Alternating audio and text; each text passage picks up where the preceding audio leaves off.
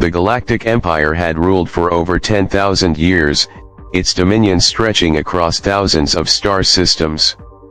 No rebellion had ever lasted more than a cycle, no uprising had ever made it past the first wave of suppression. They had seen it all: species that fought, species that begged, species that disappeared into the void. And when humanity was discovered, the Empire didn't see a threat. They saw another primitive species, fragile and weak, barely worthy of conquest. The Empire's emissaries arrived on Earth, demanding immediate surrender. They laughed at the humans' crude ships, their outdated weapons, their history of war with themselves. The Emperor himself dismissed the idea that such a species could ever be anything more than slaves or forgotten dust in the archives of history. He ordered Earth to submit or be erased. Then, she arrived.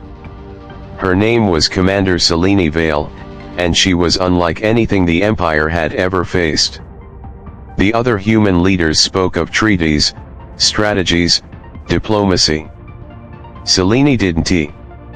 She stepped forward alone when the Imperial generals mocked Earth's defenses, when they boasted of crushing worlds in days. She stood before the towering alien warlords, her expression unreadable, her stance calm. And then, she drew her blade. At first, they laughed. What was one woman with a sword against an empire? But they didn't understand. That blade was not for them. It was a promise. The first battle came swiftly. The Empire, confident in its might, sent a single fleet to deal with Earth. It was not meant to be a war, it was meant to be an execution. The ships arrived in orbit, weapons primed, ready to reduce cities to rubble. The Empire expected surrender. Instead, they found the skies filled with human ships, fast, unpredictable, moving like nothing the Empire had seen before. Humanity had studied them, learned from their wars, adapted their tactics. The first fleet was shattered before it even touched the ground. But Selene knew this was only the beginning. The Empire was vast, its resources endless. The real war was still to come. And it did. For every human world the Empire burned, 3 more rose in defiance. Where others would break, humans endured.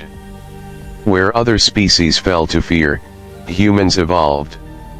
The Empire sent its greatest warlords, its most advanced AI strategists, its most ruthless assassins. None of them returned.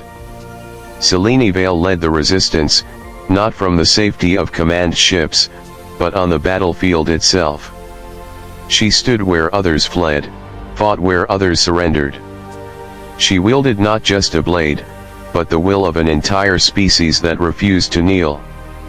The war stretched for years. The Empire could not understand it. They had never fought an enemy like humanity before. An enemy that turned defeat into strength. An enemy that learned faster than machines. An enemy that did not fight for power, but for something far more dangerous: freedom. Then came the final battle. The Empire's capital world, Zifarian Prime, a planet that had never known war, found itself under siege. The impossible had happened. Humanity had pushed the Empire back to its own throne. The Emperor himself watched from his palace as the sky burned, as human warships broke through the last of his fleets. And in the ruins of his city, Selene Vale stood, her blade drawn once more. The Empire had left. Now they begged. The Emperor, once invincible, fell to his knees before her.